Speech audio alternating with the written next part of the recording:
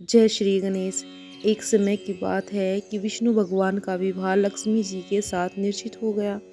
विवाह की तैयारी होने लगी, सभी देवताओं को निमंत्रण भेजे गए, परंतु गणेश जी को निमंत्रण नहीं दिया गया। कारण जो भी रहा हो, अब भगवान विष्णु की बारात जाने का समय आ गया। सभी देवता अपनी पत्नियों के साथ विवाह समारोह में आए। उन सब ने देखा कि गणेश जी कहीं दिखाई नहीं दे रहे हैं। तब वे आपस में चर्चा करने लगे, क्या गणेश जी को न्योता नहीं है या स्वयं गणेश जी नहीं आए हैं। सभी को इस बात पर आश्चर्य होने लगा। तभी सभी ने विचार किया कि भगवान विष्णु से इसका कारण पूछा जाए। भगवान विष्णु से पूछने पर उन्होंने कहा कि हमने गणेश जी के पिता भोलेनाथ महादेव को न्योता भेजा है। यदि गणेश जी अपने पिता के साथ आना चाहते हैं तो आ जाते, अलग से न्योता देने की कोई आवश्यकता भी नहीं थी। दूसरी बात यह है कि उनको 1.25 मन मूंग, 1.25 मन चावल, 1.25 मन घी और 1.25 मन लड्डू का भोजन दिन भर में चाहिए।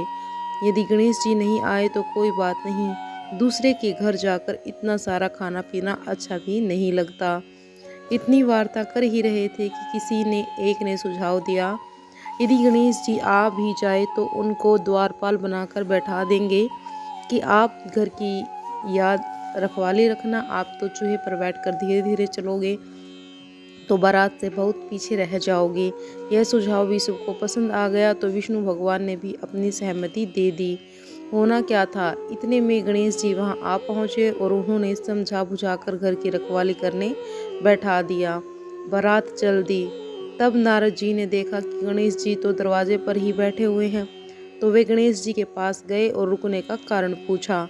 गणेश जी कहने लगे कि विष्णु भगवान ने मेरा बहुत अपमान किया है।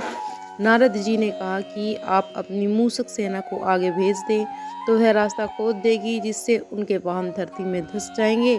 तब आपको सम्मान पूर्वक बुलाना पड़ेगा। अब तो गणेश जी ने अपनी मूषक सेना जल्दी से आगे भेज दी और सेना ने जमीन पोली कर दी। जब बारात वहां से निकली तो रथों के पहिए धरती में धंस गए। लाख कोशिश करे परंतु पहिए नहीं निकले। तभी सभी ने अपने अपने उपाय किए, परंतु पहिया तो नहीं निकला, परंतु जगह जगह से टूट गए। किसी की समझ में नहीं आ रहा था कि अब क्या किया जाए। तब तो नारद जी ने कहा, आप लोगों ने गणेश जी का अपमान करके अच्छा नहीं किया।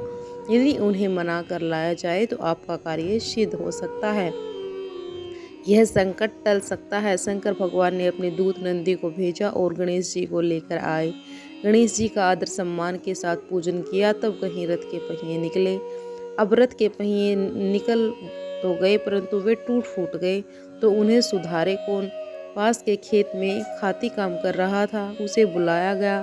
खाती अपना कार्य करने के पहले श्री गणेशाय नमः कहकर गणेश जी की वंदना मन ही मन करने लगा। देखते ही देखते खाती ने सभी पहियों को ठीक कर दिया। तब खाती कहने लगा कि हे देवताओं, आपने सर्वप्रथम गणेश जी को नहीं मनाया होगा और ना ही उनकी पूजन की होगी, तो इसीलिए तो आपके साथ यह संकट आया है। हम तो मूर्ख अज्ञानी हैं, फिर भी पहले गणेश जी को पूजते हैं, उनका ध्यान करते हैं। आप लोग तो देवतागण हैं, फिर भी आप गणेश जी को कैसे भूल गए। अब आप लोग भगवान श्री गणेश जी की जय बोलकर जाए तो आपके सब काम बन जाएंगे और कोई संकट भी नहीं आएगा। ऐसा कहते हुए बारात वहां से चल दी और विष्णु भगवान का लक्ष्मी जी के साथ विवाह संपन्न करा के सभी शय कुशल घर लौट आए।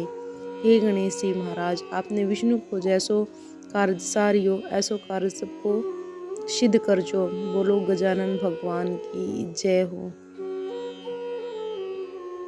कहने वाले और सुनने वाले सभी की बिगड़ी बनाना। हे गजानन महाराज, आपकी सदा ही जय हो। वीडियो को लाइक और शेयर जरूर करिए।